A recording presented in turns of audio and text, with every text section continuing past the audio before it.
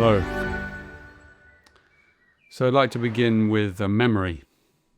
It's a memory of a particular quality of sitting in the presence of this man, Ra Uru Hu, when he was teaching. And anyone who had that privilege will know exactly what I mean. You know, he would come into the room, the air would change. He would say something plain, perhaps even offhand, and you'd kind of feel it land inside you. And there was an electricity that crackled all around him. It was extraordinary. You know, it was something you could feel, you know, when he spoke and even when he didn't speak. And particularly when he was teaching. And he lowered a field of frequencies into the room and you sat and bathed in it. And it was extraordinary. It was things that language can carry, but it's the frequency underneath that carried a certain truth. And I think that's a good place to begin, you know, in the body, in that recognition, you know, before any talking about any systems or anything, or any words or lineages. You know, and I knew Ra. I knew him pretty well. And I knew him more than just being one of his students. I was one of his students. But I traveled with him. And we stayed in each other's homes, and we met each other's families, and we sat alone together more than once under the stars, often talked late into the night about things that matter, you know. And I can tell you that he was a difficult man to get to know, and nonetheless I got to know him as much as I did. And some of you don't know that I gave human design some of the best years of my life. You know, I built it in this country, here in the UK. I founded a school here, and I wrote 2 books that people still read. And I got the human design into some mainstream magazines and big newspapers. And I carried it into places, cities and rooms and things that I had no idea what I was doing. The kind of unglamorous work of bringing something entirely new that no one's ever heard of before people. You know, it was very exciting as well. And I want to say this to you because I need you to understand the ground that I'm standing on, you know, when I speak about this man and the work that he brought, because I'm not a visitor to this house of human design. I actually helped to build it. And, you know, he recognized me and he saw me clearly in the way that sometimes, you know, you're not often seen at that level of depth. And I really carry and I honor that.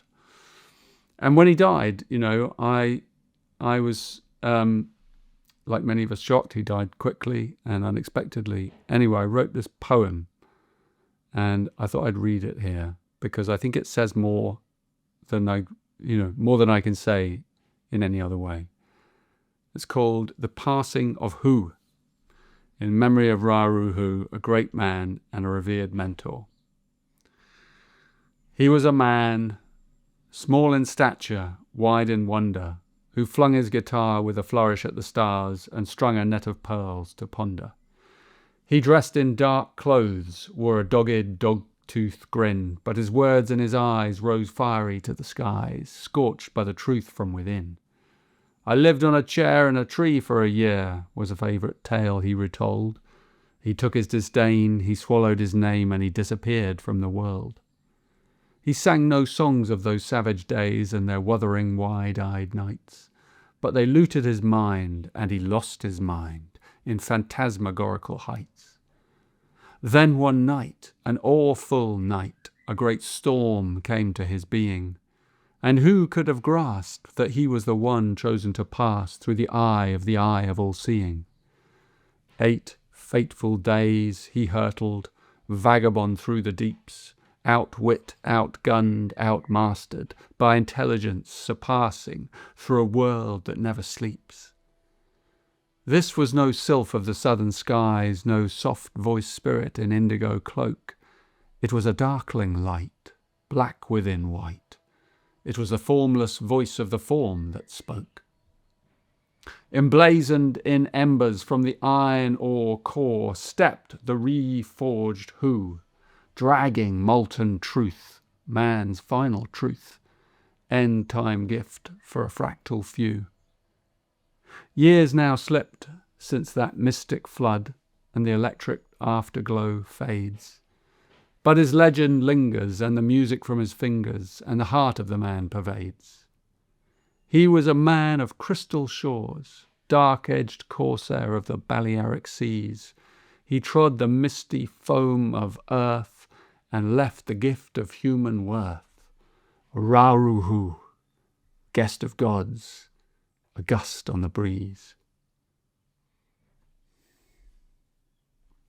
Reading these words makes me feel I miss him, actually. It's a simple thing to say. It might have taken me a while to be able to say it.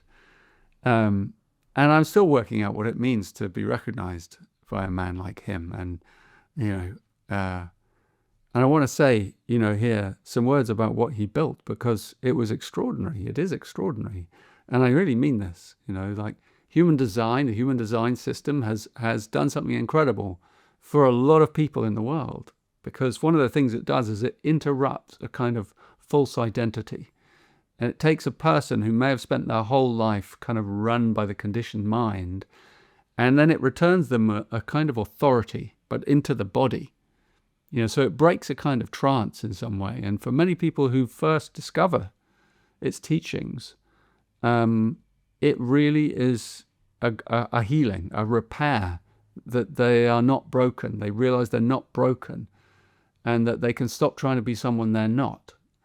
And that's a profound and liberating thing to hear. It was for some people for many people, this the beginning of a new epoch in their lives. It was for me. And so human design answers a particular question with an incredible clarity. How am I built? What governs my energy? Where do I meet resistance? And it's a description of the vehicle. It's very precise and structural, and it has a correct instinct in a way that we suffer when we live against our own design, against our own nature. So Ra always used to say, stabilize the vehicle first, and then out of that rightness, that stability, all else appears. And that's the thing that went very deep for me, having lived inside human design for many years, and then also inside my own teaching, the Gene Keys, and those are two worlds.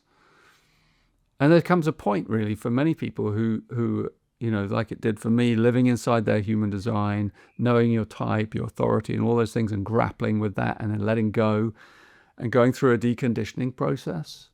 And then, there's still questions left inside you. For me anyway, there were still questions, still aches that had not been met. And in a way, what I understood is that human design was never meant to kind of heal everything. It wasn't really it's not really doing the work of the heart and the soul. It's the work of the vehicle, and it hands the rest onwards to you. If you have trauma, this is not necessarily the system that's going to heal it. And Ra was a cartographer, and he drew a map of the human being with a precision that was incredible. And maps are amazing, sacred things. You can't cross unknown country without one. But there also always comes a time when the traveler folds up the map and walks into the territory themselves, And the territory is much weirder and more alive and incredible than the map. It has to be. And me personally, I was always going to be one of those travelers, one of those pilgrims. And I think Ra knew that about me, because I got so much from the map. And then I folded it up and I put it in my pocket, and I put it away. And my design, living my design, led me somewhere entirely new that I never thought was going to happen. And out of that came the Gene Keys, my own teachings. And it was a natural extension that grew from human design. And Ra always told me I would take the knowledge further. He told me that. And he even told me that one day I would write my own I Ching, and it wouldn't have the shadow in it. And that's exactly what I've just done. It's not published yet. It's coming out 2027, as it happens. And in time, I walked on then from the human design map and into something of my own. And I find myself coming from human design and really wanting to live it as a living contemplation. Those gates and lines and things I learned from, they began to open up inside me into something much wider, something where I needed a new language, a whole spectrum of words and language and frequencies, with shadows and gifts, and, so that I could understand deeper and deeper levels of dimensions, and that was a new kind of landscape. And I'm a poet, so my landscape, the Gene Keys, it feels entirely different from the landscape of human design. But, what I want to say is that for many of you know one system or the other. You might be from human design, you might know Gene Keys, you might be confused about them both, you might play with them both. There's a lot of questions around their connection. But, you don't have to choose between these two worlds. You don't have to leave one to go into the other, and they are not mutually exclusive. You can carry both or one or either, or neither. It was the ground, something that gives you the ground to walk on. That's the important thing. So my invitation, is that if you have a human design chart, go and take another good look at it, or if you've never seen one, go and have a good look at yours. And look deeply, but maybe just look once deeply, and let it bring up to you a real key, deep, intuitive insight, and then take that insight and live it. It's not complicated. It's what I did for me. For me, it was just about waiting, just waiting, and I made patience my life's work, my whole being. And out of that, everything else grew. I didn't need much more than that.